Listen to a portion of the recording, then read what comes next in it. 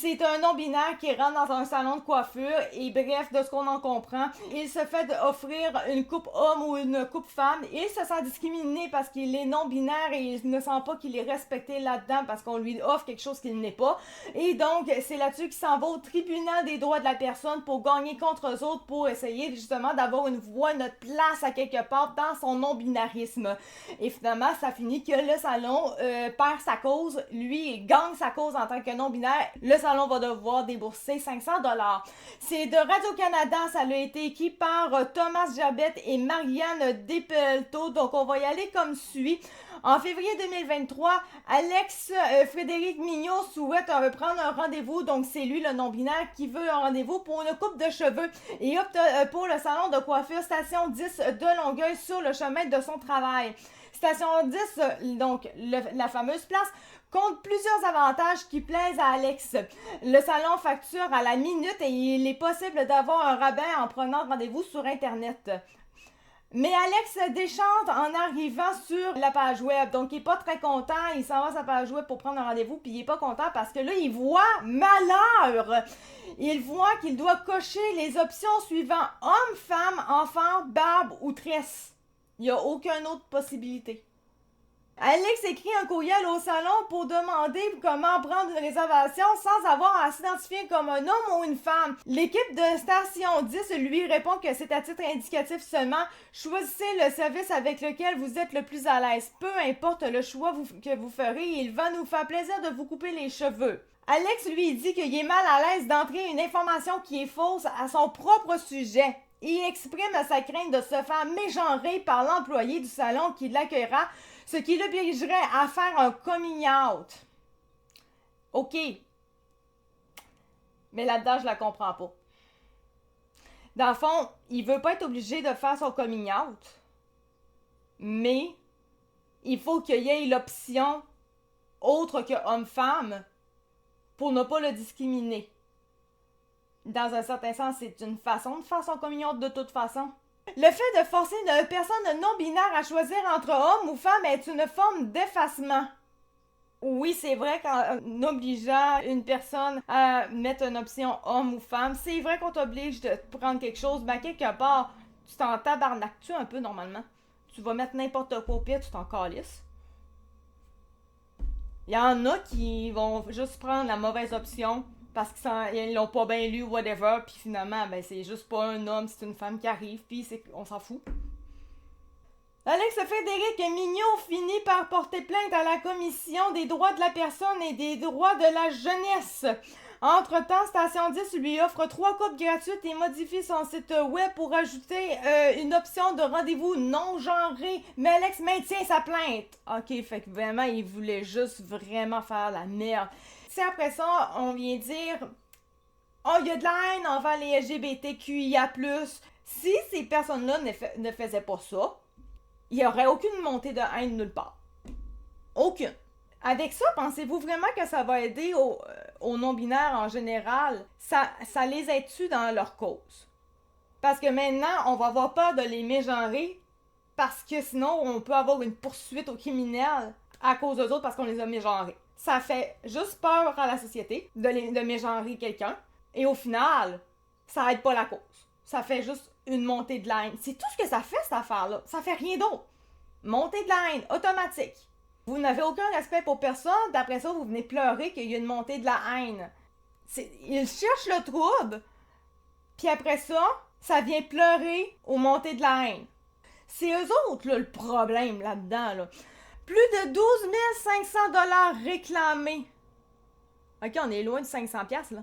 Le 13 juin 2024, la CDPDJ, que je sais plus c'est quoi cette patente-là, là. OK, la Commission des droits de la personne, jeunesse, nanana, reconnaît qu'Alex Frédéric Mignot a été victime de discrimination fondée sur l'identité de genre. Elle suggère à Station 10 de verser 500 $ à la personne plaignante comme mesure de redressement, faute de quoi l'entreprise risque d'être poursuivie.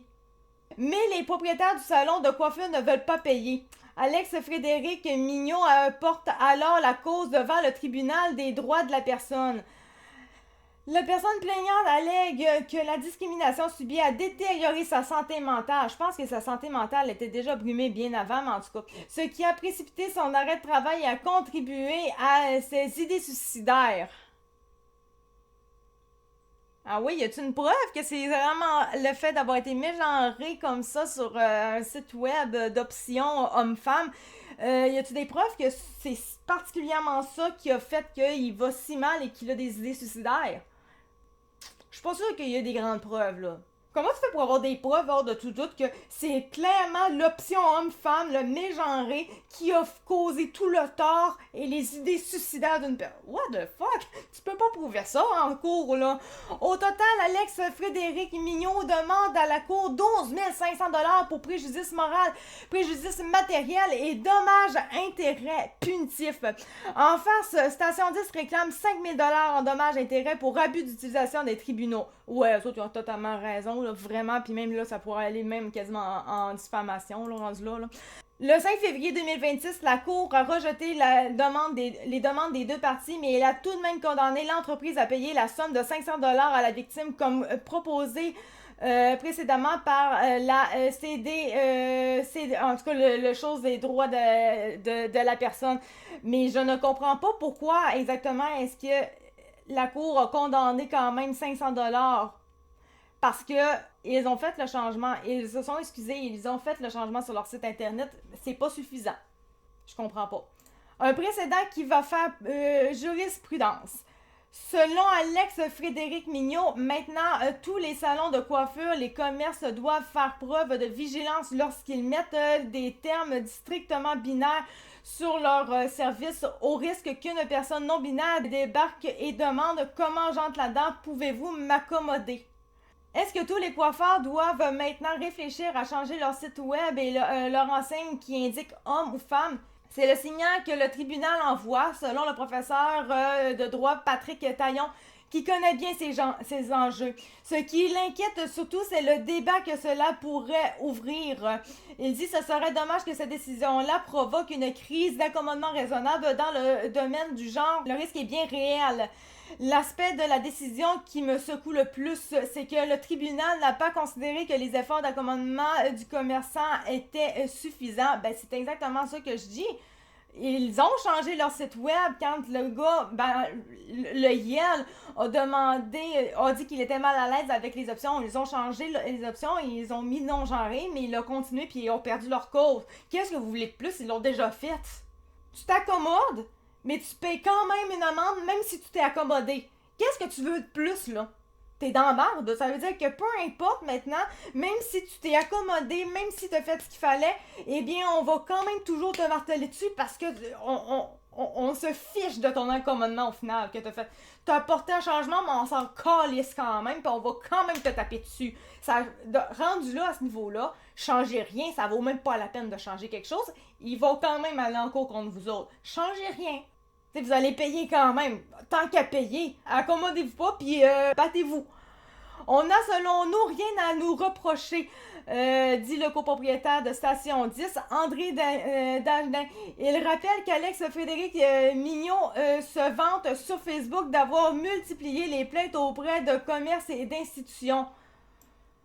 En 2023, Alex Frédéric Mignot avait entamé une grève de la faim pour exprimer sa volonté de modifier son marqueur de sexe sur sa carte d'assurance maladie. Hey, pouvez-vous juste l'enfermer et faire en sorte qu'on le soigne? C'était sa 4e grève de la faim en moins d'1 an. Donc lui, c'est un enfant gâté. Il n'a pas été éduqué. Puis au moins, moindrement qu'il se passe quelque chose, il fait la crise du bacon jusqu'à ce que ça fonctionne. Puis vu que ça fonctionne tout le temps, ben il continue de faire ses crises de bacon. C'est ça qui se passe. Les fameux enfants rois, là, ça en est un. C'est quelque chose d'idéologique et le numéro de tirage est tombé sur nous. J'imagine qu'un autre salon de coiffure n'est pas à l'abri d'une situation comme ça. Ben c'est ça, dans le fond, il va toujours gagner sa cause au final parce que son but, c'est de faire tomber tout le monde. Il veut faire du cash comme ça. D'après moi, ça il tente de tout gagner avec des tribunaux. Mais vraiment, lui, ça pourrait être une affaire d'abus de tribunaux. C'est de l'abus total, de toute façon. Donc, oui, abus de tribunaux. De son côté, la victime est choquée de savoir que l'entreprise en soi a l'intention de contester sa condamnation de 500$. Oh, pauvre petit père, sa caisse de bacon ne marchera peut-être pas. Qui est pas content à cause de ça. Il est habitué, lui, là, qu'on lui donne tout le cul dans le bec, là. Fait que là, qu'on leur remette en question, qu'on lui dise non, là, ça frise dans le bacon. Depuis que Station 10 a ajouté l'offre de rendez-vous non genré, il a reçu 0,39% de réservation avec cette option-là, soit moins de 80 coupes de cheveux sur les 20 000 effectués en une année. Donc, toute la grosse crise de bacon, toute la grosse affaire, il faut qu'il y ait une option non genrée et tout, pour 0,39% d'utilisation de l'option. Est-ce que ça valait vraiment la peine? Si tu vois que l'entreprise, ça fait pas tes affaires à toi, tu t'en vas ailleurs. L'entreprise va pas commencer à me débourser de l'argent juste pour toi, ta petite cause personnelle. Donc oui, je comprends quelque part que avec le peu d'argent que cette option-là, ça fait, je comprends qu'ils veulent contester le 500$ qu'ils vont devoir payer. C'est qui va repayer ça, là? Ils vont être plus perdants au final là-dedans, là. Fait que non. En tout cas, moi je le dis vraiment, tout ça n'aide vraiment pas à la cause des non-binaires. Après ça, les non-binaires, les LGBTQIA+, viennent brailler à monter de la haine et tout. C'est pour ce genre de cas-là qu'il y a une montée de la haine. Tant que vous n'allez pas respecter les gens autour de vous, venez pas broyer la montée de la haine. Vous la créez. Vous récoltez ce que vous semez à un moment donné, là. Bref, j'espère que vous avez apprécié la vidéo qui ne fait aucun sens, sincèrement. On va se retrouver pour une prochaine vidéo. Merci beaucoup de m'avoir écouté. C'était Axukata Choufak. Merci. Ciao, bye.